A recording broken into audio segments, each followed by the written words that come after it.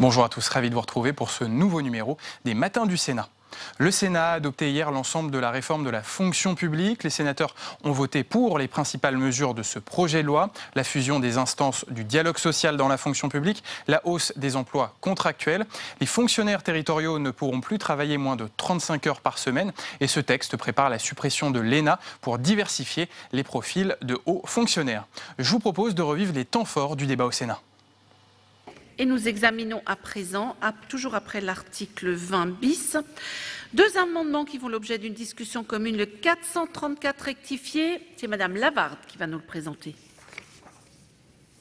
Oui, merci Madame la Présidente. Donc, je préviens tout de suite qu'il ne s'agit pas ici de revenir sur le principe du droit de grève, qui est un principe constitutionnel, mais comme l'a rappelé le Conseil constitutionnel dans une décision du 25 juillet 1979, quand il s'agit de matière de service public, il y a matière à limiter la portée du droit de grève de manière notamment à assurer la continuité des missions de service public. Donc actuellement, la loi encadre le droit de grève dans la fonction publique d'État, dans la fonction publique hospitalière, mais rien n'est prévu pour la fonction publique territoriale. Donc l'objet de cet amendement est justement de venir couvrir cette absence. Donc, l'amendement précise bien que le contingentement ou l'encadrement du droit de grève serait limité à certains services des collectivités territoriales, à savoir les services qui viennent remplir des missions de service public ou considérés comme service public, puisque aujourd'hui, par exemple, l'accueil de la petite enfance n'est pas un service public en tant que tel. Pour autant, tout le monde percevra bien ici la mission de service public qui est accomplie par les mairies en l'état. Et donc, les limitations qui sont prévues au droit de grève sont de trois natures. D'une part, un délai de prévenance de 48 heures avec un jour ouvré à l'intérieur. C'est le modèle qui existe déjà aujourd'hui pour la déclaration de grève des enseignants dans le domaine de l'éducation nationale et ce qui permet aujourd'hui justement aux mairies de mettre en place un service minimum d'accueil. Une cessation du travail dès la prise de service, comme l'autorise la jurisprudence du Conseil d'État, décision du 6 juillet 2016. Et enfin, une durée minimum de cessation de travail. L'idée est bien de dire, je vais toujours reprendre l'exemple des crèches, par exemple, une interruption du travail pendant 59 minutes ne va pas permettre d'accueillir des enfants puisqu'on ne peut pas les laisser tout seuls pendant l'absence qui ne dure que 59 minutes. Donc on voit bien que là, la durée de la grève serait disproportionnée au regard des conséquences qu'elle a sur l'accomplissement de la mission de service public. Donc voilà l'objet de cet amendement. Merci. Pour un amendement 520, Monsieur de Belenet. Oui, Madame la Présidente, merci. Cet amendement-là a été plus que travaillé, réfléchi, et je le préfère très objectivement au précédent, parce qu'il se différencie sur certains points. D'ailleurs, la limitation du droit, dans cet amendement-ci, la limitation du droit de grève est soumise à la négociation, ça me paraît sain. La signature d'un accord adapté pour la continuité du service ou un service minimum me paraît être évidemment un vrai plus, sans pour autant, et je rassure nos collègues par ici, sans pour autant porter atteinte aux prérogatives de l'autorité territoriale, et à défaut d'accord, la décision, évidemment, reviendrait à l'autorité territoriale. Cet amendement-ci prévoit une information sur la reprise, puisque c'est la problématique 24 heures avant, et des sanctions disciplinaires pour défaut d'information de l'autorité territoriale. Il est enfin pleinement respectueux des exigences constitutionnelles, vis-à-vis notamment du principe de clarté et de sincérité des débats parlementaires. Et il me semble que l'un de ces amendements mérite d'être adopté. Je crois que celui que j'ai l'honneur de présenter a fait l'objet de toutes les consultations et de toutes les expertises juridiques nécessaires. Il me semble répondre à la problématique des collectivités, qui est finalement très simple. Ce n'est pas d'empêcher la grève, c'est de permettre la continuité du service public et de permettre l'exercice du droit de grève sans porter atteinte à la continuité du service public. Et j'imagine que les enfants, même de sénateurs, lorsqu'ils sont inscrits à la cantine, sont en plein désarroi quand les dames de cantine présentes dans la matinée se déclarent en grève à 11h30, sans plus de précautions pour les enfants, et que ce sont des gens peu qualifiés, voire parfois même des élus qui bénévolement viennent servir la cantine. Tout cela n'est pas sérieux. Il faut prendre en compte la réalité et la qualité du service public, sa continuité.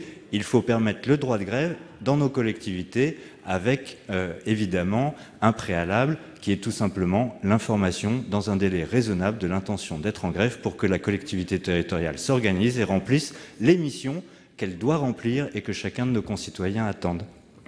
Merci Madame la rapporteure. Quel est l'avis de la Commission sur ces deux amendements? Oui, merci Madame la Présidente. Effectivement, deux amendements qui ont été beaucoup travaillés. Donc,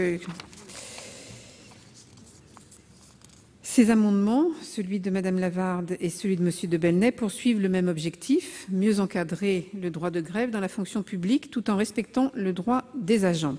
Il s'agit en particulier de lutter contre les grèves perlées qui ont pu être constatées dans les services de restauration notamment, comme dans de grandes collectivités, comme par exemple à Saint-Étienne. Alors il nous semble toutefois que l'amendement de Madame Lavarde est mieux construit. C'est surprenant. Impartialité de nos rapporteurs. Je vais l'expliquer. En effet, parce qu'il définit précisément la liste des services publics concernés par ce dispositif. On évite l'incompétence négative. Merci, Monsieur le Président. Il s'agit d'éviter toute incompétence négative, conformément à la jurisprudence du Conseil constitutionnel du 25 juillet 1979. Il précise également les objectifs poursuivis et garantit le respect du principe de proportionnalité.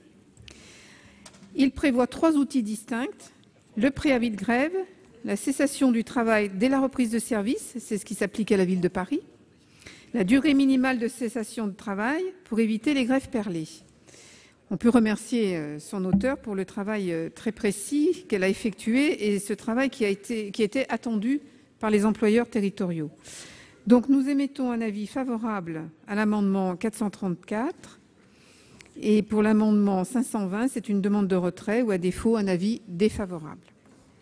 Monsieur le ministre, quel est l'avis du gouvernement sur ces deux amendements? Merci Madame la Présidente. Le gouvernement considère comme Madame la rapporteure que l'objectif poursuivi par les auteurs est sensiblement le même, puisqu'il s'agit à la fois de préserver les droits à la grève, ce qui est essentiel et une évidence, et dans le même temps de permettre un service minimum sur les services qui paraissent les plus essentiels. Je ne partage pas, Madame la rapporteure, votre argument concernant le risque de compétences négatives. Pardonnez-moi. Je considère que l'amendement proposé par Monsieur de Belenet, parce qu'il renvoie à une négociation d'accord au niveau local et donc permet une concertation avec les acteurs locaux, les acteurs sociaux locaux, parce qu'il permet à chaque autorité territoriale de délimiter et de définir quels seraient les services qui, selon lui, devraient faire l'objet d'un service minimum, nous paraît totalement répondre à cette exigence de précision dans le champ. À l'inverse, je crains que l'amendement proposé par Madame Lavarde, en listant un nombre extrêmement important de services concernés, puisse être contraire à la jurisprudence du Conseil constitutionnel, notamment sur le principe de proportionnalité. Et donc, nous avons deux lectures différentes. Le gouvernement, vous l'avez compris, a une nette préférence pour l'amendement présenté par Monsieur de Belenet. Il nous paraît toucher à l'objectif poursuivi par les auteurs. Il nous paraît répondre à la nécessité de définir les services concernés en renvoyant le soin à l'autorité territoriale de pouvoir le faire dans une négociation. Il est plus favorable à la concertation avec les partenaires sociaux et il ne nous paraît pas entaché d'un risque qui existe à nos yeux sur le principe de proportionnalité tel que l'avait rappelé à plusieurs reprises le Conseil constitutionnel. C'est la raison pour laquelle c'est un avis défavorable ou une demande de retrait à l'amendement présenté par Madame Lavarde et un avis favorable à l'amendement présenté par Monsieur de Belenet. Alors, pour une demande d'explication de vote, Madame la Présidente Assassi.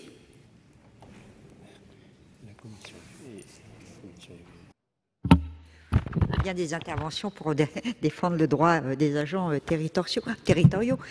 Je dois dire que cet amendement, qu'il soit déposé par nos collègues les Républicains ou par nos collègues La République En Marche, était, je dois dire, prévisible. C'est dans leur ADN que de s'attaquer au droit de grève, et ici au droit de grève des agents territoriaux.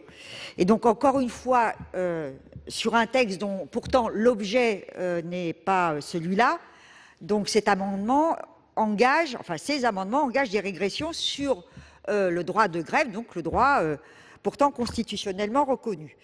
Donc, quand ce n'est pas pour porter atteinte au droit de grève des cheminots ou des enseignants, donc c'est maintenant celui de l'ensemble des fonctionnaires territoriaux, ou presque vous souhaitez restreindre en imposant, comme c'est le cas dans les transports, une déclaration individuelle de grève 48 heures avant le début du mouvement.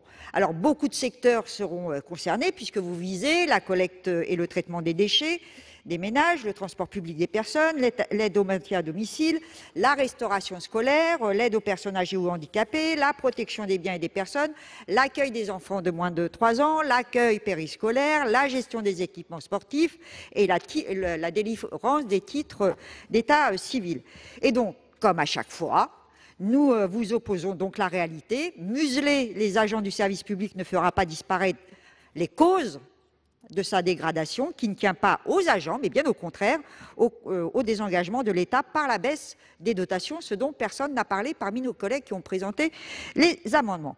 Nous sommes pour notre part farouchement opposés à la déclaration individuelle de grève, qui, comme son nom l'indique, individualise un droit dont l'exercice est par nature collectif. Elle permet donc, y compris si ces agents sont de plus en plus des contractuels précaires, que s'exercent des pressions inacceptables. Donc nous voterons, je pense que vous l'avez compris, contre cet amendement en considérant qu'il convient non pas de restreindre ou de limiter, pour reprendre vos propos, Madame Lavarde, un droit constitutionnel, mais bien au contraire et à l'inverse de ce que contient ce projet de loi, engager une véritable modernisation des instances de dialogue social pour améliorer le service rendu aux usagers. Monsieur Marie, pour explication de vote. Merci Madame la Présidente. On pouvait s'y attendre, effectivement, ces deux amendements sont une bonne photographie de la convergence entre le gouvernement et la droite sénatoriale sur ce texte. Non content de réduire le dialogue social dans les articles 1 à 5, maintenant, vous vous attaquez au droit de grève des agents de la fonction publique territoriale, qu'ils soient fonctionnaires ou qu'ils soient contractuels. Monsieur de Belenet voulait me rassurer, je ne le suis pas du tout, et je ne le suis pas plus par l'amendement de Madame Lavarde, au regard à la fois des intentions qui sont formulées et de la liste des activités qui seraient concernées. Ce qui désorganise le service public aujourd'hui, ce ne sont pas les agents lorsqu'ils font valoir légitimement leurs droits à revendication qui peuvent aller jusqu'au droit de grève. Ce qui désorganise les services publics locaux aujourd'hui, ce sont les difficultés que les exécutifs territoriaux peuvent rencontrer quand on leur impose un contingentement de leurs dépenses de fonctionnement à 1,2%, quand on remet en cause un certain nombre de leurs prérogatives. Et donc, nous sommes bien évidemment particulièrement opposés à ces deux amendements qui, d'ailleurs, sur la forme, interviennent dans le débat sans qu'ils aient fait l'objet, malgré le soutien du gouvernement explicite, d'une présentation aux partenaires sociaux et encore moins des acteurs territoriaux. Donc voilà, nous serons contre ces deux amendements. Monsieur Caner, Monsieur le Président Caner, pour explication de vote. Oui, Madame la Présidente, au tempores au mores. Et oui, j'ai écouté avec attention les explications de Monsieur Dussopt. Quelle tristesse, Monsieur le Ministre, au regard de ce que vous avez été, mais c'est vrai qu'on peut changer d'avis. Et je vous le dis avec beaucoup de force, ce sont deux amendements des plus réactionnaires que nous puissions entendre ici dans cette Assemblée. Je le constate, vous soutenez l'amendement de Belenet, mais Belenet, Lavarde, Belenet, bonnet blanc et blanc bonnet. Ça fera plaisir à certains dans cette instance. Il y en a un qui est peut-être encore plus précis que l'autre, mais l'objectif c'est le même, c'est, ça a été dit à plusieurs reprises, museler le droit de grève dans la fonction publique territoriale et pourquoi pas d'ailleurs dans les autres fonctions. Allons-y, continuons comme ça, démolissez le service public, démobiliser dans un climat de défiance nos collaborateurs du service public, à savoir ces 5,5 millions de fonctionnaires. Nous ne participerons pas à ce débat et en tout cas nous demanderons en responsabilité un scrutin public sur ces 2 amendements, ce qui permettra de savoir qui est qui dans cet hémicycle. Monsieur de Belenet, pour explication de vote. Très bien. Si permettre aux agents d'une collectivité de définir eux-mêmes avec l'autorité territoriale les conditions d'exercice de leur droit de grève pour que les choses se passent bien, si permettre dans le cadre de ce dialogue social aux plus faibles de bénéficier des services publics dont ils ont besoin territorialement, si tout cela c'est être réactionnaire, alors Monsieur Kanner, je veux bien être réactionnaire. Je l'assume totalement. Et comment peut-on aujourd'hui, vous parliez des temps, comment peut-on aujourd'hui vouloir défendre à tout prix un concept qui ne permet pas l'exercice du droit de grève dans de bonnes conditions? Comment peut-on aujourd'hui défendre un concept qui ne permet l'exercice du droit de grève qu'au détriment de ceux qui bénéficient des services publics en les privant de la continuité du service public? Je ne suis pas certaine. Je sais très bien ce que c'est que le droit de grève. Et entre nous, on peut se dire que quand l'autorité territoriale sait maintenir un dialogue social de qualité, il n'est pas directement, en général, concerné par ce risque de grève perlée ou ce risque de coût de dernière minute pour mettre en difficulté les habitants d'un territoire. Alors oui, Madame Assassi, mais moi je pense que quand on est maman isolée, qu'on travaille, qu'on a des temps de transport importants, qu'on sait que la collectivité prend en charge son enfant à la crèche, à la cantine, en temps périscolaire, sur la pause méridienne, en toute sécurité, eh bien on a le droit de voter communiste quand on est cette maman-là, mais je ne suis pas certain que vous la défendiez qualitativement aujourd'hui, je ne suis pas certain que vous défendiez le droit de grève, vous n'avez pas le monopole, toute seule, à gauche, de la défense du droit de grève et de la défense des usagers des services publics. Si votre dénonciation c'est être réactionnaire, alors oui, je veux bien être réactionnaire pour défendre le droit de grève, le service public et leurs usagers. Madame la rapporteure. Oui, une petite réaction. Il ne s'agit pas du tout de réprimer le droit de grève. Hein. On est bien d'accord, c'est un encadrement du droit de grève. Madame Lavarde l'a bien expliqué. Non, Madame Lavarde l'a bien expliqué. Mais bien sûr, tout va bien. Bien sûr. Ce qui ne va pas, c'est la grève perlée. Tout le monde en convient. Dans un service de restauration, la grève perlée, c'est vrai. Oui, merci. Merci, Monsieur le Président. C'est un encadrement qui est vraiment demandé par les employeurs. Parce qu'ils ont vraiment des soucis. On peut comprendre qu'ils peuvent avoir des soucis dans l'organisation et la continuité du service public. Bien sûr qu'ils ont des soucis, on n'est pas contre. Il s'agit d'encadrer ce droit de grève et c'est quand même prévu dans le préambule de la Constitution de 1946. Voilà. Et puis, je voulais simplement peut-être un petit clin d'œil à Monsieur Marie. Ce qui a été inscrit dans l'amendement de Madame Lavarde en particulier s'inspire grandement de ce qui est pratiqué à la ville de Paris, qui est dirigé par... Je ne sais plus, tiens. Voilà. Donc, c'est... Non, mais... Parce que vous... Je le place là où vous la placez aussi. Monsieur le ministre, je vous en prie. Merci, Madame la Présidente. Quelques mots. D'abord pour dire que je partage beaucoup de ce qu'a dit Monsieur de Belenet sur le fait que renvoyer la définition des services publics dans lesquels on garantit un service minimum au dialogue social et un accord négocié avec les partenaires sociaux est quelque chose qui est fondamentalement intéressant et utile, tant pour l'encadrement du droit de grève que pour la garantie de qualité de service aux usagers. Ça, c'est la première chose. La deuxième chose, pour dire aussi que, puisque vous m'avez interpellé personnellement, Monsieur le ministre Kanner, je vous ai aussi connu différent. Et je vous ai connu plus souvent avec l'esprit de la réflexion plutôt que du réflexe, surtout quand celui-ci est nourri par la rancune. Et c'est justement le problème, Monsieur le Président Kanner.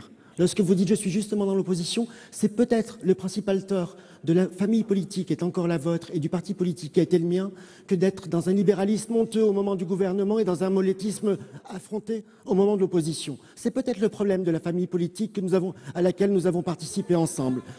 Enfin, Je termine par 2 mots. Le premier pour vous dire que vous m'avez interpellé sur la qualité du dialogue social et les services publics. Nous avons eu ce débat toute la semaine dernière et je ne doute pas qu'un de vos collègues présents de votre groupe pourra vous dire les éléments de réponse que j'ai apportés. La deuxième chose, Madame la rapporteure l'a dit, le système qui est proposé tant par Madame Lavarde que par Monsieur de Belenet est très conforme au système de la ville de Paris. Je ne vous ai pas entendu le condamner jusqu'à présent. Il reste en deçà en termes de dureté de ce qui se pratique dans les 2 autres versants. Et si je préfère le système proposé par Monsieur de Belenet, c'est parce qu'en plus de ce qui se pratique généralement dans l'administration parisienne, il prévoit la possibilité pour l'autorité territoriale de mener une discussion, une négociation, et donc de travailler avec les partenaires sociaux pour encadrer celui-ci. Monsieur Philippe Bas, président de la Commission des lois. Je vous remercie, Madame la Présidente. Je me garderai bien évidemment d'interférer avec un débat qui ne me concerne nullement et qui a à voir avec une famille politique qui n'est pas la mienne et qui a souffert d'un certain nombre d'évolutions que chacun connaît. Et le ministre a pu effectivement, fort d'une longue expérience des débats au sein de cette famille politique, vous répondre comme il a jugé utile de le faire. Mais je voudrais revenir au cœur du débat. Le droit de grève, c'est un droit constitutionnel. Nous respectons, je crois, sur tous les bancs, le droit de grève. Le droit de grève s'exerce dans le cadre des lois qui le réglementent. Je ne l'ai pas inventé. Dans toute la fonction publique de l'État, depuis la loi de 1963, pour faire grève, on respecte un certain nombre de grèves, notamment le préavis. On doit aussi respecter un certain nombre de règles qui consistent au fond à faire le sacrifice de sa journée de travail quand on fait grève. On ne biaise pas avec ce qui est l'honneur de la tradition ouvrière de notre pays. La grève implique le sacrifice de son salaire. Et par conséquent, ceux qui voudraient, par une astuce, réussir à désorganiser le service dans une collectivité locale, sans pour autant renoncer à leur salaire, parce que, avec l'instrument de la grève perlée, ils feraient en sorte qu'il ne soit prélevé que d'une fraction du salaire d'une journée de travail, cela triche. Je le dis vraiment en toute sincérité. Et pourquoi donc ce qui existe sans que vous ne l'ayez jamais dénoncé dans la fonction publique de l'État ne pourrait-il pas s'appliquer dans les collectivités territoriales? Jusqu'à présent, le problème ne s'était pas posé, mais nous avons depuis peu l'expérience de ce qui a pu se produire dans des cantines scolaires. C'est attristant. Il est normal de donner à l'autorité locale les mêmes moyens qu'à l'État. Et les 2 amendements dont nous discutons, avec une préférence pour celui que tout à l'heure Madame Di Folco a décrit, celui de Madame Lavarde, visent uniquement à assurer l'homogénéité des règles applicables aux 3 fonctions publiques en cas de grève. Il n'y a pas de quoi avoir entre nous un débat de principe, un débat idéologique sur ce sujet. Monsieur Antiste, pour explication de vote. Merci, Madame la Présidente. En ce moment précis, je pense aux nombreuses luttes de ces nombreux ouvriers des siècles passés. En ce moment, je pense aux nombreux combats qui ont été menés pour obtenir le droit de grève. Je pense à ces luttes acharnées des travailleurs. Je pense aux sueurs et aux flux sanguins versés par les veuves face au corps fraîchement meurtri de leurs conjoints ouvriers.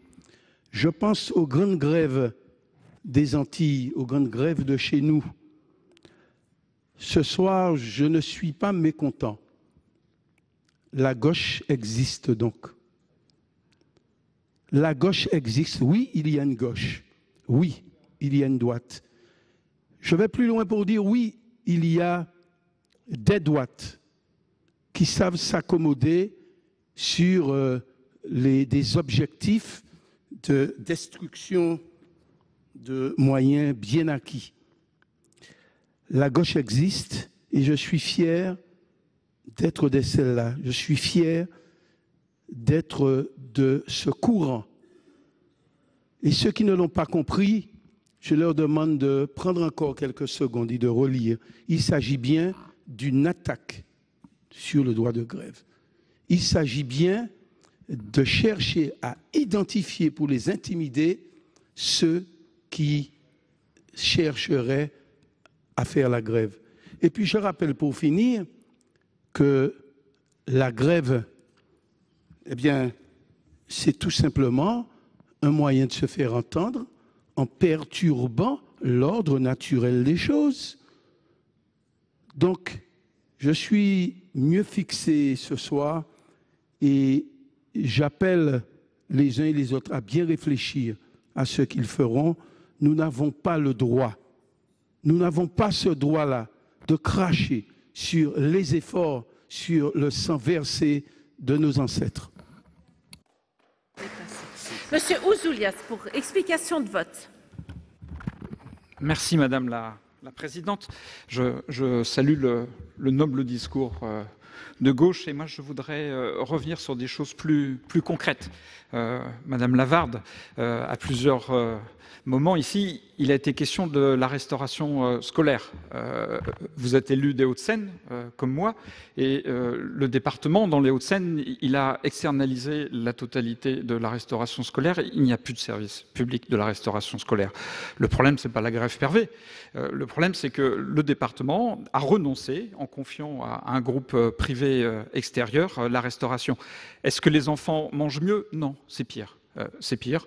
Aujourd'hui, ils sont face à un système qui font que régulièrement, sans qu'on comprenne pourquoi, ils sont privés de repas. Je voudrais dire, dans le même sens, ma réflexion participe de la même idée à monsieur de Bellonnet. Moi, j'emprunte les transports en commun tous les jours, et en ce moment, c'est extrêmement dur. Là aussi, il n'y a plus de service public, monsieur. Et à plusieurs reprises, dans cette Assemblée, ont été portées des restrictions fortes au droit de grève des agents de la RATP. Qu'est-ce que ça a changé? Est-ce que vous avez fait le bilan de ce que ça a apporté pour la continuité du service public, ces restrictions majeures au droit de grève? Rien, rien. Et aujourd'hui, on en vient à regretter les grèves parce qu'au moins, là, on peut s'organiser. Hein. Et il y a une dégradation telle du service public que votre ménagère seule avec ses enfants qui votent communiste, son angoisse, elle est quotidienne. Elle est quotidienne. Tous les soirs, c'est est-ce que je vais réussir à récupérer mes gamins à l'école? Donc le problème, ce n'est pas celui des agents qui pratiqueraient de la triche, comme le dit le président Bas, c'est que nous sommes face à une dégradation majeure du service public et qu'aujourd'hui, ce que les usagers réclament, c'est la continuité du service public, pas les jours de grève, tous les jours. Et c'est ce que vous ne leur donnez pas. Il n'y a plus de demande d'explication de vote. J'ai été saisie d'une demande de scrutin public par la Commission des lois et le groupe socialiste sur l'amendement 434 rectifié. Je rappelle que l'avis de la Commission est favorable, l'avis du Gouvernement défavorable. Il va être procédé au scrutin public dans les conditions fixées par l'article 56 du règlement. Voici le résultat du scrutin numéro 156 sur l'amendement 434 rectifié compte tenu de l'ensemble des délégations de vote accordées par les sénateurs aux groupes politiques et notifiées à la présidence. Nombre de votants 326, nombre de suffrages exprimés 299, pour l'adoption 192, contre 107. Le Sénat a adopté et par conséquent le 520 tombe. À l'article 18, je suis saisie d'une demande de prise de parole sur article. C'est Madame Apoursopoli. Merci Madame la Présidente. Cet article sonne comme une provocation pour l'ensemble des fonctionnaires territoriaux jetés en pâture à la vindicte populaire, suspectés d'être des tirs au flanc alors que le plus souvent, ils participent avec dévouement à l'exécution des services publics locaux sans compter de leur temps. Ainsi, cet article engage les collectivités à opérer une harmonisation de la durée du travail dans la fonction publique territoriale en supprimant les régimes dérogatoires à la durée légale du travail, soit 1 607 heures annuelles. Pourtant, jusqu'à présent, l'article 7.1 de la loi du 26 janvier 1984 prévoyait que les règles relatives à la définition, à la durée et à l'aménagement du temps de travail des agents des collectivités territoriales et des établissements publics mentionnés au premier alinéa de l'article 2 sont fixées par la collectivité. Ainsi, conformément à l'article 72 de la Constitution, qui prévoit le principe de libre administration territoriale, ce sont aux collectivités territoriales elles-mêmes de définir et de choisir de la durée de travail des agents, bien sûr dans le cadre légal, en ne pouvant infléchir cette durée que dans un sens favorable à ces agents. D'ores et déjà, cette faculté d'appliquer des temps de travail plus favorables est largement encadrée.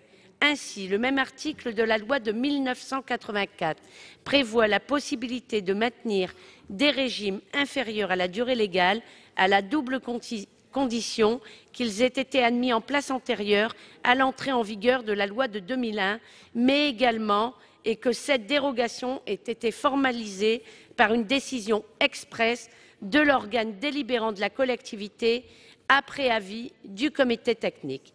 Ainsi, selon l'étude d'impact, la durée annuelle de travail serait inférieure de moins de 30 heures à la durée légale. Pour 30 petites heures annuelles, est-ce bien sérieux d'obliger l'ensemble des collectivités de revoir leur régime de temps de travail?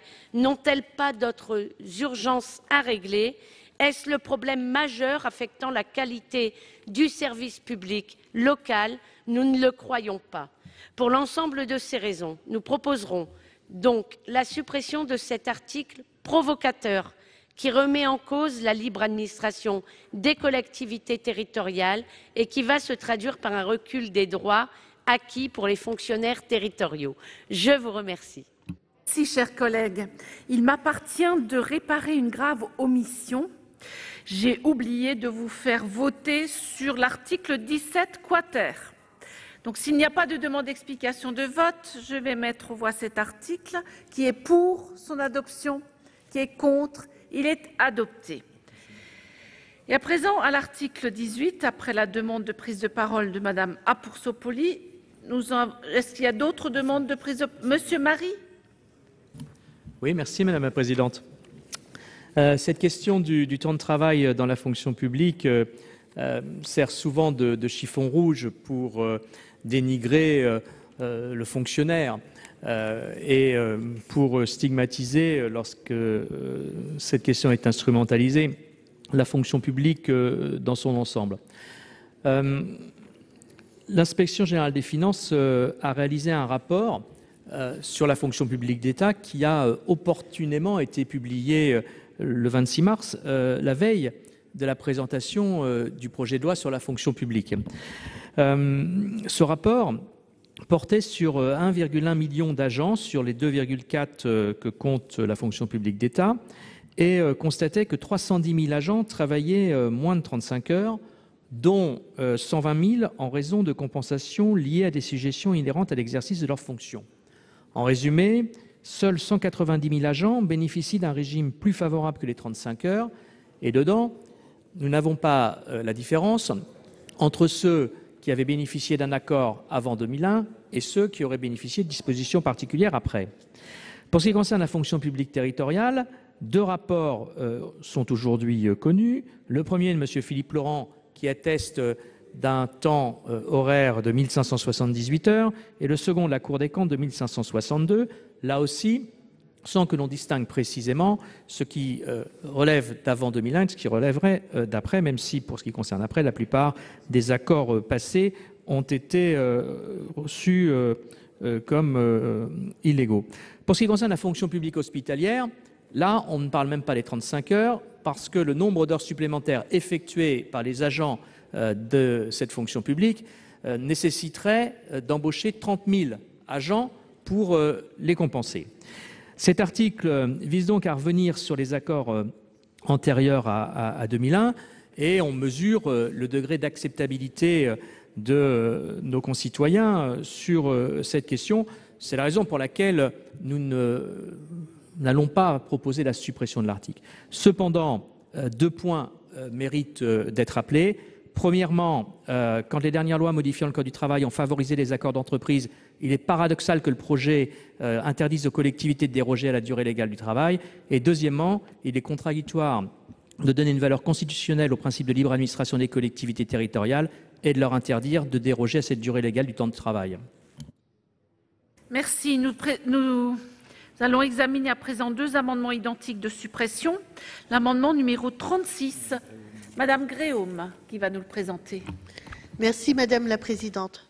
Monsieur le Ministre, mes chers collègues, par cet amendement, nous demandons la suppression de cet article qui repose sur des études contestables ou en tout état de cause qui méritent caution. En effet, si la Cour des comptes et les chambres régionales des comptes invitent régulièrement les collectivités à contenir leurs charges de personnel en agissant sur les effectifs et le temps de travail, d'autres études sont éclairantes. Si l'on avait étudié de près l'étude de la DARES, la Direction de l'animation de la recherche et des études et des statistiques du ministère du Travail sur la fonction publique territoriale, ou le rapport du vice-président de l'Association des maires de France et des présidents d'intercommunalité, M. Philippe Laurent, publié en 2016 et toujours d'actualité, on aurait appris les réalités suivantes. Près de la moitié des fonctionnaires de la fonction publique territoriale, 46,5% exactement, travaillent plus de 35 heures par semaine. 75% des agents dépassent régulièrement tous les jours, pour certains, leur horaire de travail. 42% des agents travaillent le samedi et 30% le dimanche. Le temps de travail moyen dans la fonction publique territoriale atteint 1637 heures par an, soit davantage que le temps légal annuel de 1607 heures. Telle est la réalité des chiffres. Mais l'essentiel est ailleurs. Il faut pour cela se référer à l'étude d'impact qui expose les véritables motivations du présent article. Il est ainsi explicitement mentionné, je cite, « Si l'on se réfère à la durée légale retenue par la Cour des comptes dans son rapport annuel 2016 sur les finances publiques locales, 1562 heures, la mesure proposée constituerait une économie globale de l'ordre de 1,2 milliard selon la juridiction financière. L'impact en termes d'effectifs d'un retour de l'ensemble des agents territoriaux aux 1607 heures annuelles a été chiffré par la Cour des comptes à un gain de 57 000 équivalents temps plein ETP. Voilà l'objectif réel, participer par ce biais à la réduction du nombre de fonctionnaires territoriaux, comme l'a promis le président Macron et comme vous y opposiez, monsieur le ministre, lorsque vous étiez député. Je terminerai en disant que ces régimes dérogatoires que vous pointez du doigt répondent tous à des situations spécifiques, imposant des organisations de services très particulières, car les métiers de la fonction publique territoriale sont innombrables, avec des astreintes, du travail de nuit, du travail le week-end. Il s'agit donc d'un simple prétexte pour continuer votre plan de destruction de l'emploi public. Un amendement identique 83 rectifié qui n'est pas soutenu. Madame la rapporteure, quel est l'avis de la commission sur cet amendement? Madame la Présidente. Ces amendements visent à la suppression de l'article 18 qui lui-même vise à harmoniser le temps de travail au sein de la fonction publique en supprimant les régimes dérogatoires qui ont pu être maintenus dans le versant territorial. Donc nous ne sommes pas favorables à la suppression de cet article, mais je peux rassurer nos collègues, les suggestions particulières auxquelles sont soumis certains emplois pourront toujours être prises en compte. Donc c'est un avis défavorable. Monsieur le ministre, quel est l'avis du gouvernement? Merci Madame la Présidente. L'avis est défavorable pour les raisons identiques à celles exposées par Madame la rapporteure. J'ajoute que, d'une part, les suggestions seront évidemment prises en compte comme dans le secteur privé, que ce soit le travail de nuit, le travail de week-end, les fractionnements. D'autre part, la rédaction que nous avons proposée à l'Assemblée nationale permet d'écarter explicitement du champ de ce débat l'ensemble des personnels enseignants ou de recherche, que nous avons aussi dit à plusieurs reprises, ce qui a été dit par certains d'entre vous avant, c'est concernant la fonction publique hospitalière où la question, à nos yeux, ne se pose même pas. Par contre, vous avez dit, tant dans votre intervention, dans vos deux interventions, du groupe CRCE et dans l'intervention de M. Marie, que lorsqu'on regardait les rapports de près sur la fonction publique territoriale, un certain nombre d'agents travaillaient aujourd'hui plus que les 1607 heures par an. C'est justement par équité que nous voulons faire en sorte que toutes celles et ceux qui ne peuvent justifier de suggestions particulières soient ramenés aux 1607 heures pour lesquelles ils sont rémunérés, puisqu'en réalité, il y a, dans les rapports que vous avez cités, de pointer un écart entre le contrat de travail, l'engagement, la durée du travail de l'agent et la réalisation effective ou non du temps de travail. Vous avez, Madame Gréaume, à l'instant, évoqué le fait que j'aurais pu m'opposer à ces dispositions. Je vous confirme que ce n'est pas vrai. Et je vous invite à retrouver un certain nombre de documents, tant à l'Assemblée nationale. En octobre 2017, alors que j'étais député, j'avais dit à Gérald Darmanin, ministre de l'Action et des Comptes Publics, que je souscrivais au rétablissement de la journée de carence à l'expérience à l'aune de mon expérience de maire. De la même manière, j'ai eu la chance d'être maire pendant 10 ans. Et je peux vous assurer que dans ce cadre-là, j'ai mis en œuvre un certain nombre de dispositions, à la fois pour réduire le nombre de jours de congés qui ne paraissaient pas justifiés, pour ouvrir la discussion sur l'annulation des congés d'ancienneté qui existaient dans ma collectivité sans fondement légal. Et ma successeur, avec qui je reste engagé comme conseiller municipal, a eu l'occasion de délibérer en mars 2018 et pour la communauté d'agglomération à laquelle j'ai la chance d'appartenir en avril 2018, pour faire en sorte de revenir sur un accord qui était antérieur à 2001 et ainsi, d'une certaine manière, appliquer avec quelques mois d'avance la disposition que je propose pour l'ensemble des collectivités. Je vais mettre aux voix cet amendement avec 2 avis défavorables. Qui est pour son adoption? Qui est contre? Il n'est pas adopté. Nous examinons 2 amendements qui font l'objet d'une discussion commune. Le 387 du gouvernement, Monsieur le ministre. Merci Madame la Présidente. Le gouvernement propose que l'abrogation de l'article 7-1 de la loi de 2000 qui entraîne la renégociation des protocoles d'accord visés puisse se dérouler dans un délai de 12 mois, non pas à compter de la publication de la loi, mais à compter du renouvellement des assemblées délibérantes des collectivités concernées, c'est-à-dire 12 mois après mars 2020 pour les communes et les intercommunalités, 12 mois après le renouvellement de 2021 pour les régions et les départements. Considérant que d'ici là, il y a quelques mois qui peuvent être des mois de réflexion et de préparation, considérant aussi que ce sont des dossiers qui relèvent plutôt d'un calendrier de début de mandat plutôt que de fin de mandat, nous avons trouvé cette solution équilibrée. Nous considérons que la disposition adoptée par la commission des lois portant ce délai à 18 mois nous semble aller trop loin en termes de calendrier, eu égard tant à la période de préparation qu'à un délai de 12 mois qui nous paraît suffisant pour négocier de tels accords. Merci. Amendement 344, c'est Madame Noël qui va nous le présenter. Merci Madame la Présidente.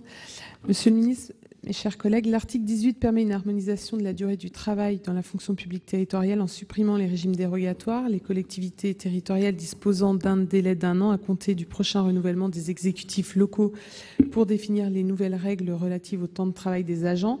Cet article prévoit un délai d'1 an à compter du renouvellement général des assemblées locales. Ce délai peut paraître un peu court pour un dialogue social de qualité, notamment en cas d'alternance politique. Et donc, le présent amendement propose un délai de 2 ans, qui était d'ailleurs recommandé par le rapport Laurent de 2016 sur le temps de travail dans la fonction publique. Merci. Madame la rapporteure, quel est l'avis de la commission sur ces 2 amendements? Merci Madame la Présidente.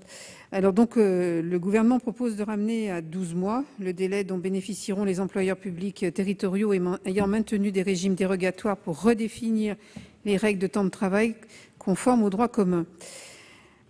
Alors, c'est un avis défavorable parce qu'effectivement, nous avons été sollicités par les employeurs territoriaux qui nous ont fait part de leur souhait de bénéficier d'un peu plus de temps. Et comme le demande Madame Noël, ceux-ci souhaitaient plutôt reporter d'1 an, c'est-à-dire 24 mois. Donc, nous avons pratiquement tranché la poire en 2 en proposant 18 mois, ce qui nous paraît quand même être un délai raisonnable pour mener à bien la concertation avec le personnel. J'allais dire que depuis le temps qu'on attend l'harmonisation du temps de travail, 6 mois de plus, ça ne paraît pas forcément excessif et donne un tout petit peu plus de souplesse aux collectivités, et notamment effectivement en cas d'alternance. Voilà. Donc, on propose de 18 mois. Et puis, d'autre part, la rédaction du gouvernement nous semble pas tout à fait fonctionner, puisqu'il existe des établissements publics soumis à la loi du 26 janvier 84, comme par exemple les syndicats mixtes ou par exemple le CNFPT, dont l'assemblée délibérante ne se renouvelle pas intégralement en une fois. C'est pourquoi nous avions mis cette disposition. Donc c'est un avis défavorable pour l'avis du gouvernement et la même chose pour celui de Madame Noël ou demande de retrait. Monsieur le ministre, quel est l'avis du gouvernement? Favorable sur celui de Madame Noël? Défavorable sur celui de Madame Noël. Je vais mettre aux voix l'amendement du gouvernement. Monsieur Marie, pour explication de vote. Oui, rapidement, Madame la Présidente. Oui. Madame la rapporteure vient de le souligner, la Commission a retenu 18 mois après discussion. Nous avions d'ailleurs déposé un amendement en ce sens en commission.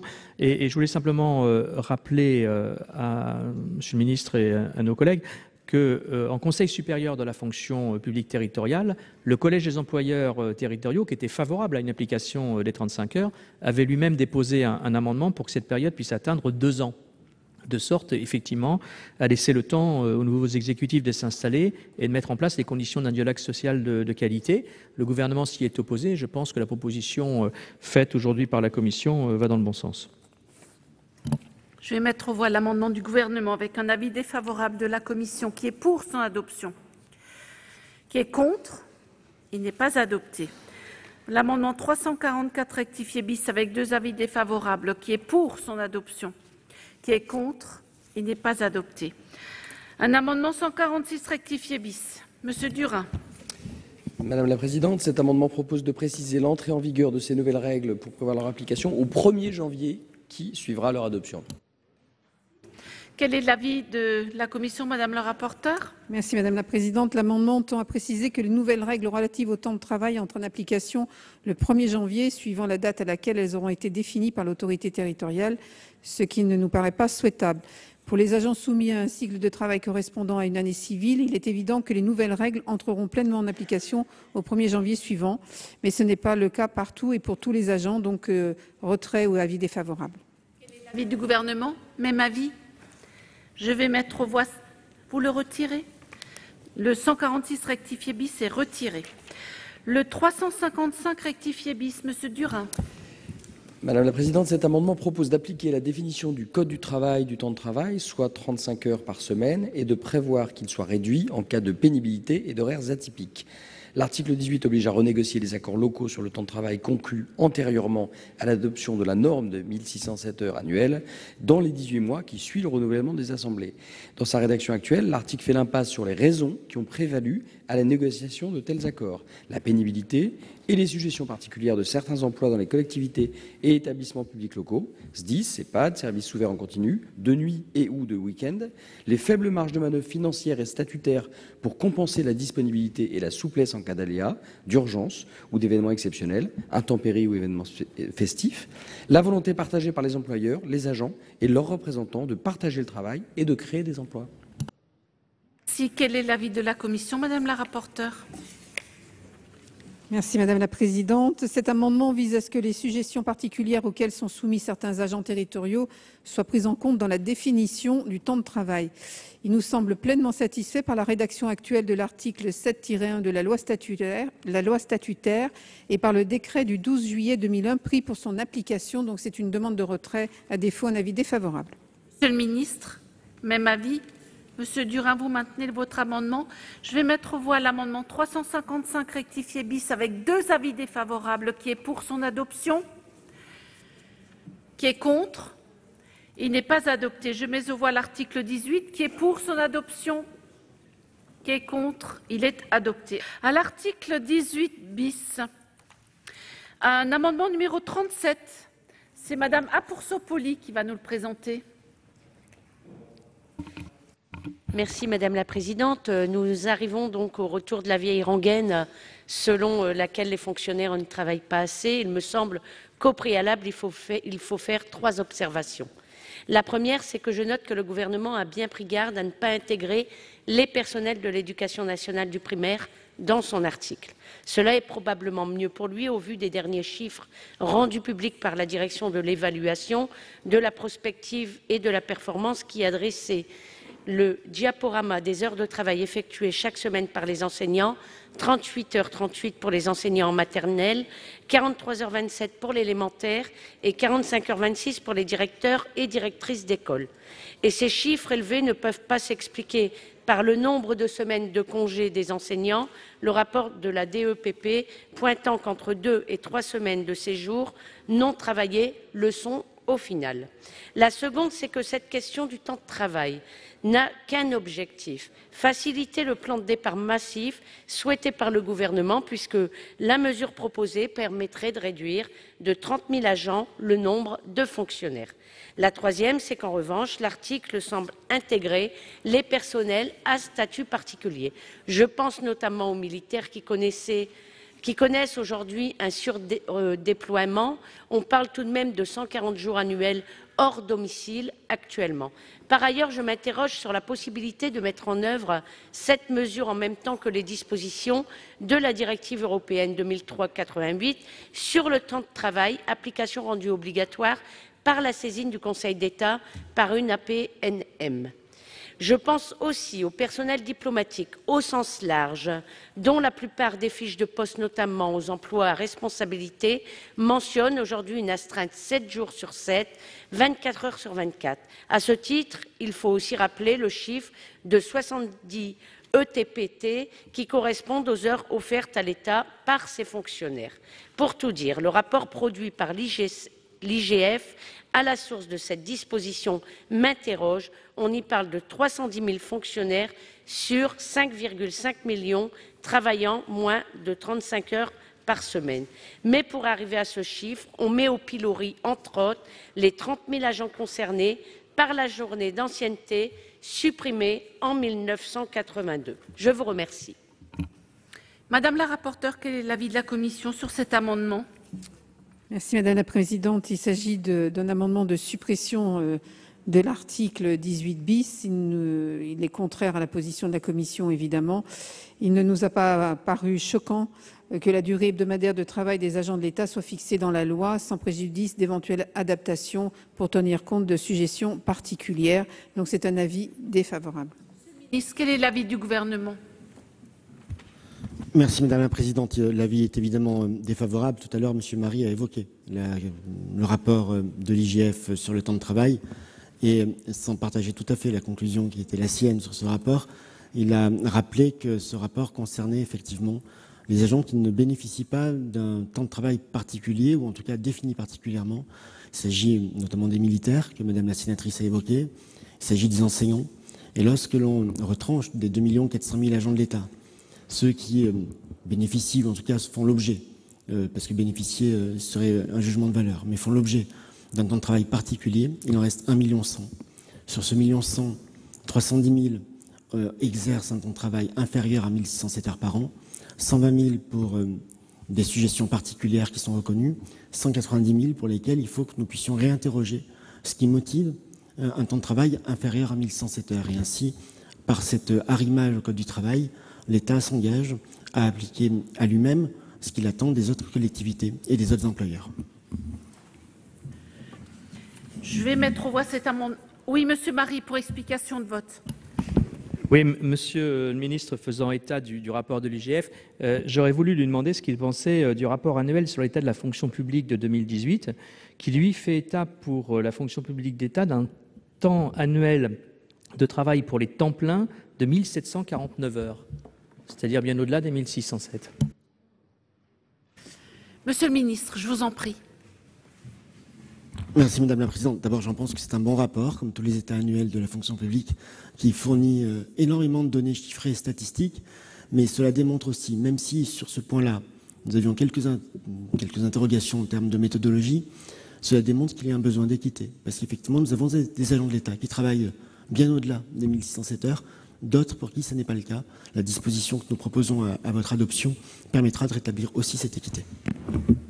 Je vais mettre aux voix cet amendement avec 2 avis défavorables. Qui est pour son adoption? Qui est contre?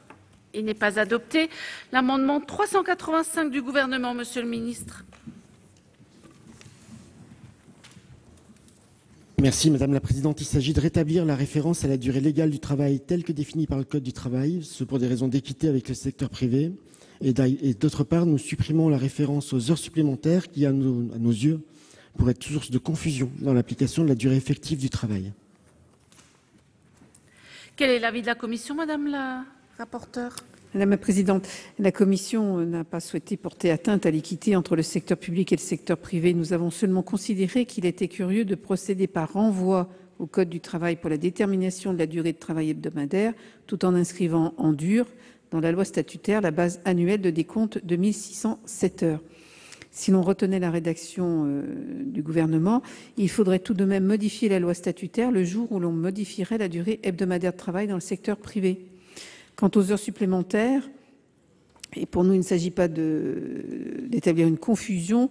Notre rédaction pourrait, il n'y a pas de confusion dans notre rédaction, puisque nous n'avons fait que reprendre, à l'initiative d'ailleurs du groupe En Marche, La République En Marche, la rédaction de l'article 1er du décret du 25 août 2000.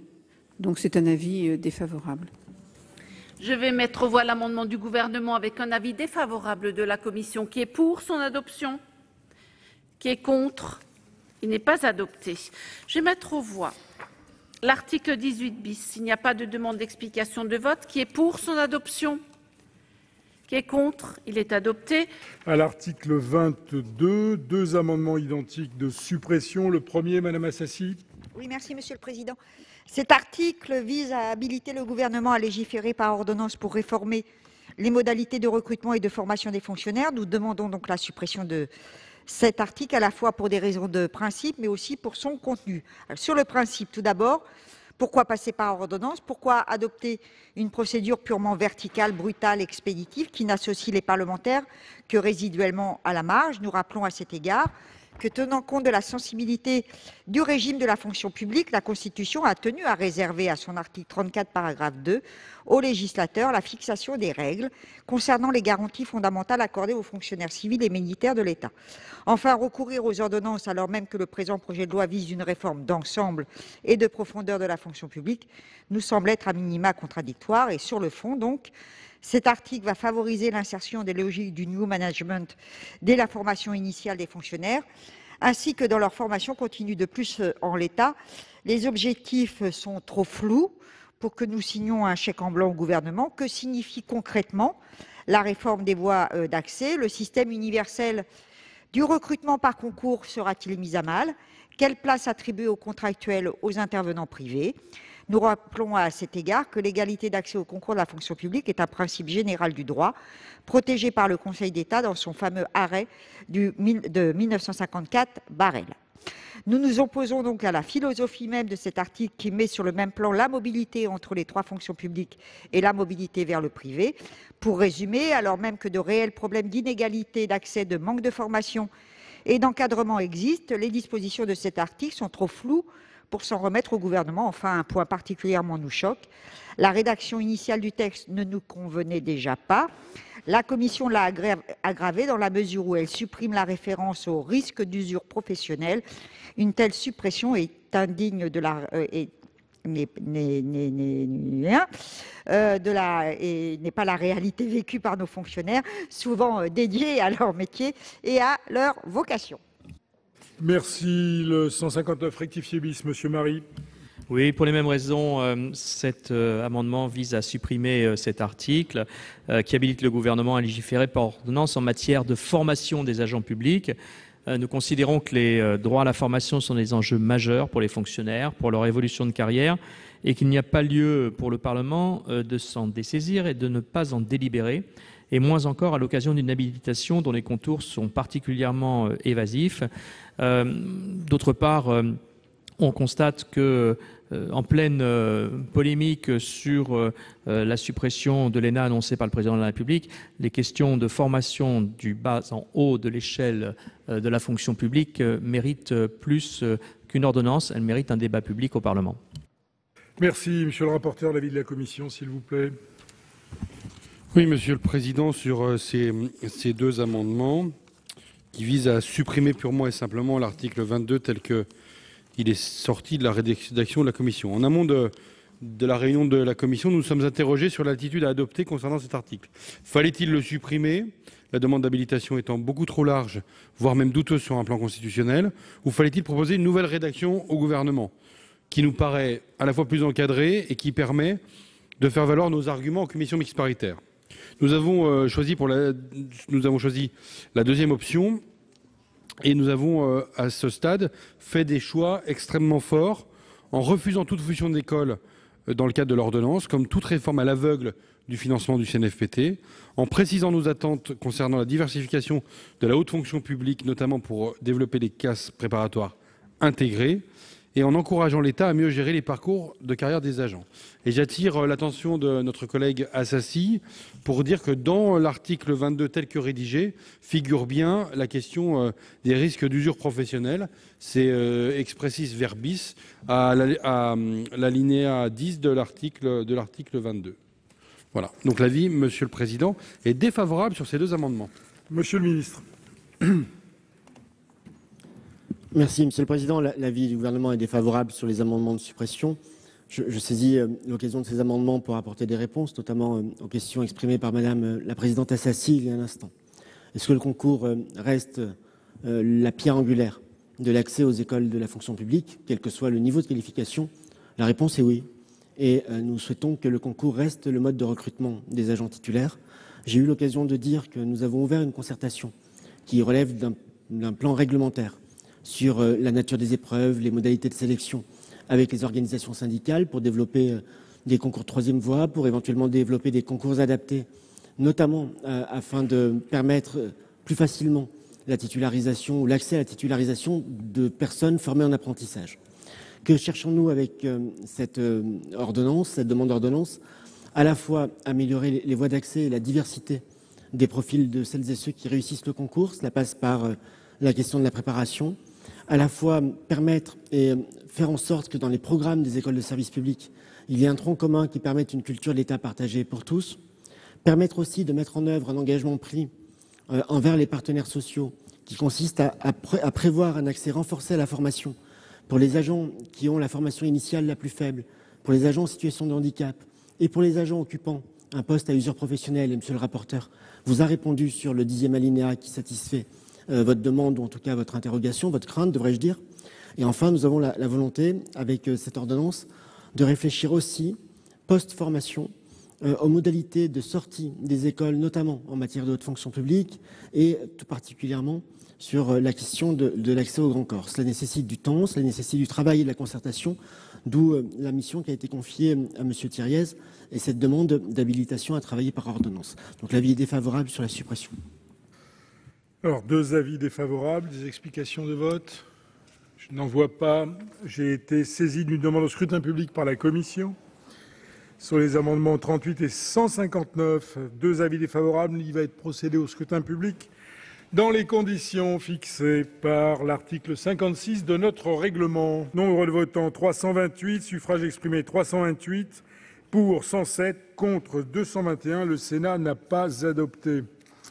Vient ensuite l'amendement numéro 441 du gouvernement, Monsieur le ministre.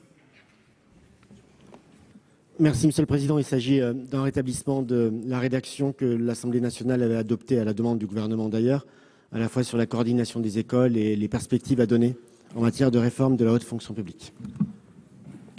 Monsieur le rapporteur. Monsieur le Président, comme vous pouvez l'imaginer, notre avis est défavorable sur cet amendement qui se borne à rétablir le texte tel qu'il a été adopté à l'Assemblée nationale. Donc cet amendement nous semble beaucoup trop large pour respecter la jurisprudence du Conseil constitutionnel imposant de connaître les finalités et le périmètre de l'ordonnance. Avec le texte du gouvernement, toutes les écoles de service public de catégorie A pourraient être concernées, tout comme d'ailleurs une réforme du CNFPT. La version de la Commission rend service au gouvernement et en réalité en réduisant le risque de censure si ce texte devait être déféré au Conseil constitutionnel après son adoption. En outre, le texte du Sénat ne gêne en rien la mission Thiriez. Nous nous sommes d'ailleurs inspirés de sa lettre de mission pour l'écrire et nous avons rencontré M. Thiriez avec lequel nous avons échangé longuement. Enfin, il ne nous semble pas anormal que le Parlement précise ses attentes en matière de diversification de la haute fonction publique. Des demandes d'explication de vote. Je n'en vois pas. Un avis défavorable de la commission. Qui vote pour? Qui vote contre? Qui s'abstient? Il n'est pas adopté. Je mets aux voix l'article 22. Pas d'explication de vote. Qui vote pour? Qui vote contre? Qui s'abstient? Il est adopté. Madame Assassi.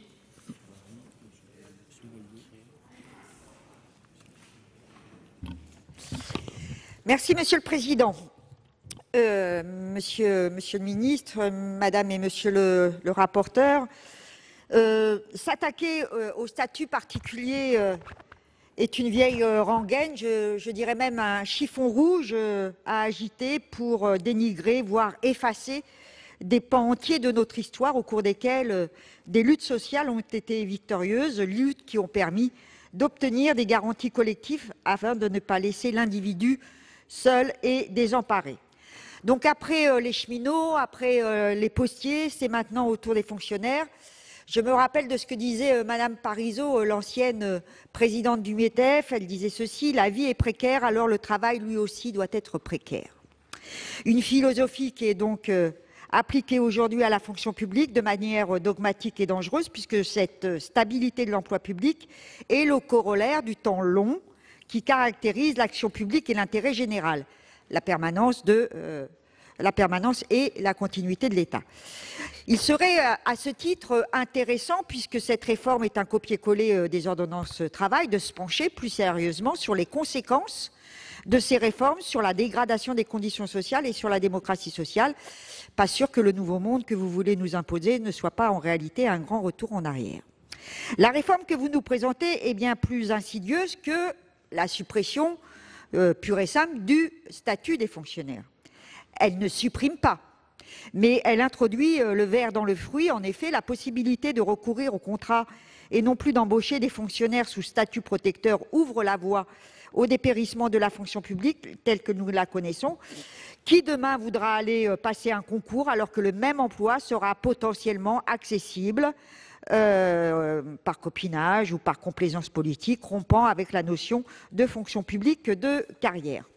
Les ruptures conventionnelles et autres détachements d'office ouvrent parallèlement la voie à la suppression annoncée de 120 000 fonctionnaires, à laquelle vous vous disiez, Monsieur le ministre, en 2017 opposé. Ce projet de loi porte donc une atteinte grave à notre morale républicaine, celle du mérite et autres emplois publics.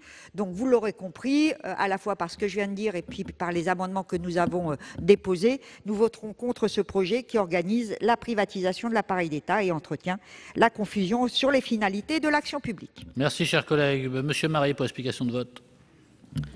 Merci, Monsieur le Président.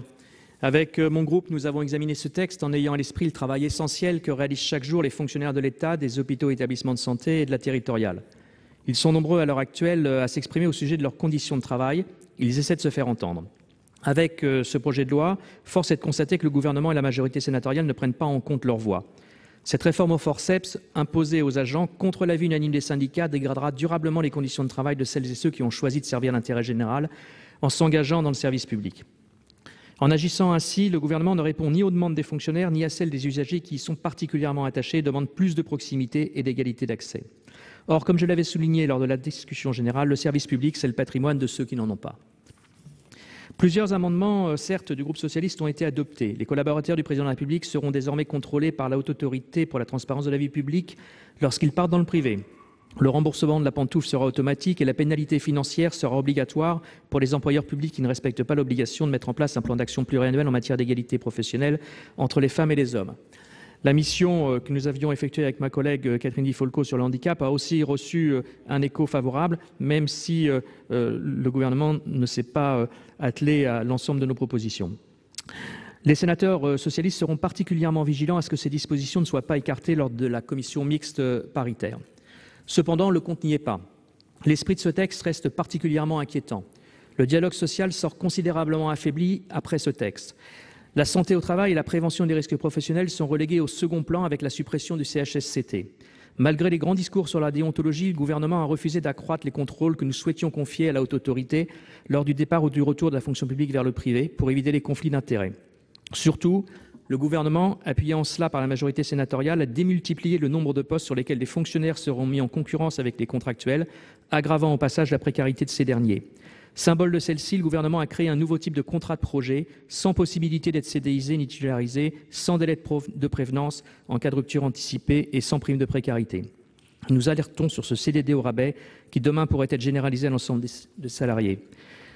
Derrière cet affaiblissement du statut, c'est l'objectif de suppression de 120 000 postes qui se dessine. Les dispositions de ce texte, en revenant sur les principes mêmes qui la constituent, mettent à mal la fonction publique.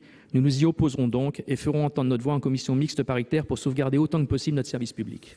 Merci, cher collègue. Le président Requier, pour explication de vote. Merci, Monsieur le Président. Monsieur le ministre, mes chers collègues, eh bien, nous arrivons au terme de ces débats qui ont duré presque 2 semaines. Nous avons passé beaucoup de soirées, intercalé quelques autres textes, mais nous terminons donc aujourd'hui. Alors, ce texte n'a pas soulevé l'enthousiasme des foules et de nos collègues, il faut bien le dire. Pourtant, c'est un texte très important parce qu'il touche à la fonction publique et la fonction publique, ça a une place dans l'histoire de la France, le fonctionnement et la tradition de la France. Alors, le groupe RDSE, dans sa diversité, eh bien, et dans sa liberté de vote que beaucoup nous envient secrètement, va voter de manière diverse, mais la grande majorité eh bien, va s'abstenir dans l'attente peut-être des avancées et des accords en commission mixte paritaire. Alors je voudrais en conclusion remercier Monsieur le ministre pour sa technicité. C'est très souvent au Sénat, Monsieur le ministre, et je me demande si l'ancien député, quand il sera plus ministre, si ça arrive un jour, viendra peut-être pas un jour, peut-être terminera ici au Sénat. Et merci également aux rapporteurs pour leur qualité de l'intervention et merci au président de la commission des finances donc pour sa modération et sa pondération et merci aux administrateurs et bien sûr merci aux présidents qui ont su activer le débat pour que nous terminions dans l'après-midi de jeudi. Merci à vous. Chers collègues, donc Monsieur Canvet pour explication de vote. Merci, Monsieur le Président, Monsieur le Ministre, Monsieur le Président de la Commission des lois, Madame et Monsieur le rapporteur, chers collègues. Je voudrais tout d'abord vous dire que le groupe de l'Union centriste a particulièrement apprécié l'examen de ce texte. Nous avons apporté un certain nombre de contributions et nous voulons tout à fait saluer le travail des 2 rapporteurs, Catherine Di Folco et Loïc Hervé, qui, je crois, se sont complètement investis dans l'examen de ce texte et ont apporté à la fois leur expérience et un regard tout à fait positif dans l'examen du texte. Je voudrais aussi saluer, Monsieur le Ministre, votre implication dans l'examen de ce texte. Vous vous êtes vraiment attaché à répondre avec précision à l'ensemble de nos préoccupations et nous l'avons beaucoup apprécié, Monsieur le Ministre. Alors, bien entendu, le groupe de l'Union centriste apprécie à la fois la flexibilité qui est donnée aux gestionnaires dans la fonction publique, quelle qu'elle soit, fonction publique hospitalière, territoriale ou d'État, pour recourir à différents modes de recrutement et de gestion des personnels. C'est indispensable parce que, et le président de l'AE le sait bien, il est impératif que nous puissions demain arriver à une meilleure maîtrise des dépenses publiques. Et une meilleure maîtrise des dépenses publiques lorsque l'essentiel des dépenses publiques sont constituées par des dépenses de personnel nécessite justement qu'il y ait des outils à la disposition de l'ensemble des employeurs pour cela. Et je crois que les dispositions qui sont contenues dans ce texte qui visent justement à permettre le recours à une contractualisation accrue constituent un bon signe, une bonne orientation vers laquelle il faut que nous puissions nous orienter. Et puis, le groupe de l'Union centriste apprécie aussi le fait que l'on puisse simplifier un certain nombre d'organisations paritaires. C'est vrai que les systèmes étaient assez lourds jusqu'à présent et il est nécessaire que nous puissions avoir une efficience accrue dans le paritarisme, dans le dialogue avec les organisations syndicales.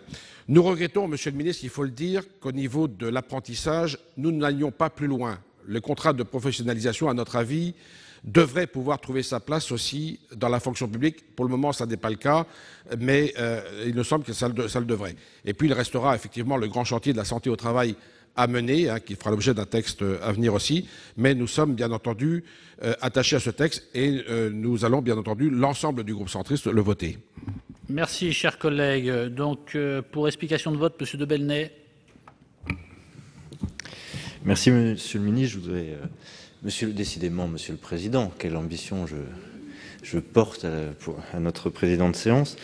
Je voudrais faire part à mon tour de de l'intention de vote en liberté des membres de mon groupe et saluer au préalable la méthode et l'ambition qui ont été portées par ce projet de loi pour une fonction publique digne des enjeux du XXIe siècle et du XXIe siècle. Je voudrais saluer à mon tour, comme l'a fait Michel Canevet, l'ouverture, la pleine maîtrise et le temps consacré par le ministre à la qualité de nos débats. Et le Sénat ne s'y est pas trompé, à la fois cette démarche d'ouverture et l'ambition et la méthode, eh bien, le Sénat a su s'en saisir. Et il me semble que dans la perspective de la CMP, le groupe En Marche est pleinement à même de faire le pari de cette intelligence et de voter favorablement au texte tel qu'il est issu des travaux du Sénat. Bien évidemment, le Sénat a fait entendre sa divergence avec une opportunité que nous avons pu avoir l'occasion de discuter. Mais je crois que sur le champ d'habilitation des ordonnances, à la fois les débats que nous avons eus et les engagements pris par le ministre devant nous laissent percevoir un accord en CMP. Il me semble qu'en matière de droit de grève, une nouvelle rédaction, à la fois pour sécuriser juridiquement le dispositif, mais aussi sans doute pour l'ouvrir davantage au dialogue social, est tout à fait envisageable en commission mixte paritaire. De la même manière, en matière de déontologie, nos débats ont traduit la proximité d'un consensus entre les deux chambres et nul doute à la lecture de nos débats que ce sujet est désormais partagé sur tous les bancs de la Haute Assemblée. Bien évidemment, il y aura encore quelques autres sujets de discussion. Je pense notamment au financement du FIPH et de l'apprentissage. Il y en aura quelques autres, mais je crois au succès collectif en commission mixte paritaire et c'est le signe qui en est donné de manière tangible par ce vote positif. Merci, chers collègues. Madame Lavarde, pour explication de vote. Oui, merci Monsieur le Président. Donc déjà, en préalable, je voudrais remercier le rapporteur et le ministre pour l'assiduité, la qualité qui a prévalu pendant ces 2 semaines, alors même que le texte a été quand même particulièrement haché, puisqu'il était un peu casé entre les trous de l'ordre du jour, donc ce qui ne se prête pas à une discussion continue et soutenue, et ce qui n'a pas forcément toujours facilité après aussi nos échanges. Pour dire aussi que les réponses qui ont pu être faites par nos 2 rapporteurs montrent leur grande connaissance du fonctionnement des collectivités locales. Et je pense que c'est vraiment important et c'est là que le Sénat a pu faire des apports vraiment importants et complémentaires par rapport au texte tel qu'il était sorti de l'Assemblée nationale. Pour dire aussi au gouvernement qui s'apprête à préparer une ordonnance pour l'article 22 que le Sénat a largement travaillé sur ces sujets, comme vous avez pu le voir, et puisque tous les bancs ont repris notamment les travaux de la commission d'enquête sénatoriale sur les mutations de la haute fonction publique. Et donc, il me semble judicieux de continuer à nous associer. Je pense que le président Delahaye, qui présidait cette commission d'enquête, partagera cette invitation. Voilà. Et donc, bien évidemment, le groupe Les Républicains votera le texte tel qu'il a été amendé à la suite de ces 2 semaines de travaux. Merci, chers collègues. Madame la rapporteure, vous souhaitiez intervenir ? Oui, merci Monsieur le Président. Effectivement, nous arrivons au terme de nos débats après ces 6 jours de séance. Loïc Hervé et moi tenions, en tant que rapporteurs, à vous remercier, Monsieur le Ministre, pour votre écoute et saluer votre expertise sur ce sujet très technique. À remercier l'ensemble des participants pour la rigueur et l'intérêt de ce débat qui s'est toujours déroulé de manière respectueuse et constructive. Le Sénat a réalisé un travail approfondi, malgré le caractère très serré du calendrier et l'engagement de la procédure accélérée. Nous avions déjà adopté 154 amendements en commission. En séance, nous en avons adopté plus de 100 qui viennent du gouvernement, mais également de plusieurs groupes politiques. Beaucoup d'apports du Sénat font l'objet d'un consensus avec le gouvernement. Nous pouvons les citer. Les fonctionnaires momentanément privés d'emploi, l'amélioration des procédures disciplinaires, l'introduction dans la fonction publique du congé de proche aidant, la préservation du Conseil supérieur de la fonction publique territoriale présidé par Philippe Laurent, l'extension des concours sur titre, l'allègement de la formation des policiers municipaux venant de la police ou de la gendarmerie, la reconnaissance du mérite collectif. Évidemment, certains points de désaccord demeurent concernant le rôle des commissions administratives paritaires, l'intégration des agents handicapés dans la fonction publique, le financement de l'apprentissage aussi dans la fonction publique territoriale. Mais ces désaccords me semblent toutefois relativement peu nombreux au regard de l'ampleur du texte. De même, nous avons déjà trouvé des compromis sur des sujets très compliqués, comme la prime de précarité ou les FMPE. Au cours de ce débat, nous espérons avoir démontré, Monsieur le Ministre, notre souhait d'aboutir en commission mixte paritaire prévue dès jeudi prochain. Là encore, un délai assez court nous est donné pour retravailler le sujet. Je tiens, pour terminer, dire que je voulais, je pense au nom de Loïc Hervé et moi, remercier le président Bas et les membres de la commission des lois de nous avoir fait confiance pour travailler sur ce sujet qui était passionnant, qui était très technique, mais très passionnant. Remercier à titre personnel Loïc Hervé, parce que je crois que nous avons bien travaillé ensemble dans la complémentarité. Et puis remercier nos 5 administrateurs pour l'énorme travail qu'ils ont produit en très peu de temps. Voilà, merci à tous. Merci. Alors, dernière explication de vote, Monsieur Maluret. Merci, Monsieur le Président. Je suis désolé, Madame le rapporteur, de prendre la parole après vous. J'ai demandé cette parole peut-être assez tardivement et peut-être je n'ai pas levé la main assez haut pour qu'on me remarque avant vous. Je m'en excuse. Je voudrais à mon tour, après tous ceux qui se sont exprimés, remercier tous ceux qui ont concouru à l'élaboration de ce texte. Vous remercier d'abord, Monsieur le Ministre, pour l'ensemble de l'écoute que vous avez, d'abord des discours et des informations et des précisions que vous avez données tout au long de l'examen de ce texte et de l'écoute que vous avez apportée au Sénat. Je voudrais remercier les 2 rapporteurs et leur dire que je pense que leur travail a été apprécié de l'ensemble de nos collègues. Sur le fond du texte, je suis en parfait accord avec ce que vient de résumer parfaitement Madame Catherine Di Folco, à la fois sur les avancées que représente ce texte par rapport à la modernisation nécessaire de la fonction publique, par rapport aux accords majoritaires, à l'accord majoritaire du Sénat sur les propositions du gouvernement, par rapport aux remarques sur un certain nombre de désaccords et surtout par rapport, ou plutôt également par rapport à ce qui reste à faire, parce que le travail est sans cesse à remettre sur le métier. Donc en ce qui nous concerne, nous sommes satisfaits du texte tel qu'il ressort de l'examen du Sénat et mon groupe votera pour le texte en l'état. Merci, chers collègues. Donc je mets aux voix l'ensemble du texte de ce projet de loi sur la transformation de la fonction publique. Qui est pour? Qui est contre? Qui s'abstient? Le projet de loi est adopté. Monsieur le ministre, vous souhaitiez apporter aussi un petit mot? Oui, Monsieur le Président, merci de me donner la parole. Je voudrais simplement, par quelques mots, reprendre à mon compte beaucoup des expressions, des explications de vote. D'abord, remercier l'ensemble des sénatrices et des sénateurs qui ont participé au débat au cours de ces dernières journées. Je crois que le climat, l'ambiance des débats a toujours été une ambiance extrêmement respectueuse, extrêmement constructive, et c'est important à souligner car cela facilite certainement la capacité des uns et des autres à aller et à aboutir sur différentes positions. Remercier plus particulièrement les membres de la commission des lois, et au premier rang desquels son président, M. Philippe Bas, pour sa présence à nos côtés et son implication, et remercier encore plus particulièrement les 2 rapporteurs, Mme Catherine Di Folco et M. Loïc Hervé, pour le travail que nous avons conduit à la fois en séance, mais aussi à l'occasion d'échanges préparatoires, nous permettant à la fois de trouver un certain nombre de consensus, mais aussi, je crois que c'est important pour la qualité des débats lorsque nous arrivons en séance, de savoir peut-être un peu à l'avance quels seraient les points de désaccord, en tout cas les points d'opposition, dont nous savons qu'ils existent et qu'ils peuvent être parfaitement assumés.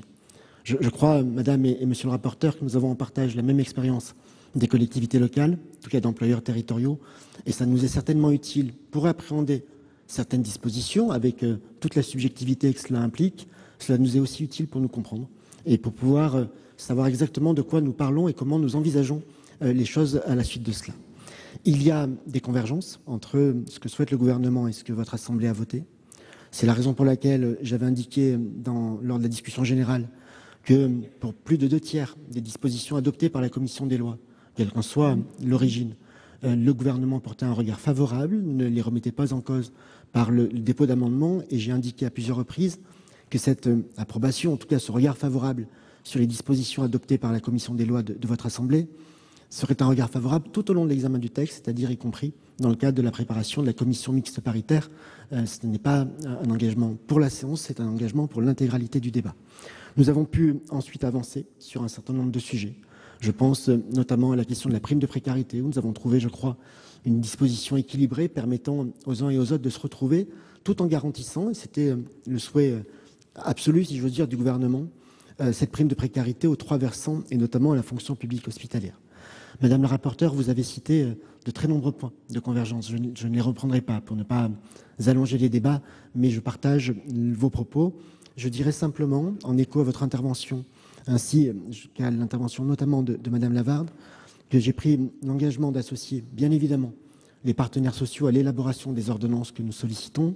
J'ai aussi pris l'engagement d'associer les parlementaires et je pense que les rapporteurs pour avis, les principaux intervenants doivent être associés pour ne pas découvrir les ordonnances qu'au moment de leur publication, ou pire, au moment des débats de ratification. Il reste un certain nombre de sujets de dissensus, de désaccord entre les dispositions adoptées par votre Assemblée et les positions exprimées par le gouvernement ou par la majorité à l'Assemblée nationale sur la question du dialogue social, sur la question de l'apprentissage ou encore du handicap, pour prendre ces 3 sujets. Mais nous savons qu'il y en a d'autres autour de la déontologie ou encore des périmètres d'ouverture ou d'élargissement des conditions de recrutement en contrat. Je forme le vœu à mon tour que dans le dialogue singulier qui va désormais s'ouvrir entre le Sénat et l'Assemblée nationale, au travers d'abord, je crois, des rapporteurs, ensuite à l'occasion de la réunion de la commission mixte paritaire, et nous y prendrons au titre du gouvernement toute la part que nous pourrons y prendre, c'est-à-dire en apportant à la fois notre regard, notre conseil s'il est sollicité, en tout cas tout ce qui pourra faciliter. Je crois que nous pouvons former le même vœu, de trouver les terrains d'un consensus et les terrains d'une entente. Et en cela, les propos d'Arnaud de Belenet sont extrêmement révélateurs de l'état d'esprit qui est le nôtre à l'aube des travaux de la commission mixte paritaire. C'est un texte qui est important. Je pense que pour les textes importants, il est assez essentiel que nous puissions trouver les plus grandes convergences possibles. Je pense que c'est un texte qui va modifier profondément les choses et la vie quotidienne des services et des agents. Je ne crois pas, et je ne partage pas l'affirmation selon laquelle il y aurait une remise en cause du statut. Au contraire, je pense que c'est une modernisation et qu'à l'issue de nos travaux, nous devons garder en tête un objectif, celui d'apporter les souplesses nécessaires aux administrations, aux employeurs, qu'ils soient élus locaux ou encadrants de l'État, et de nouveaux droits pour protéger collectivement et individuellement les agents.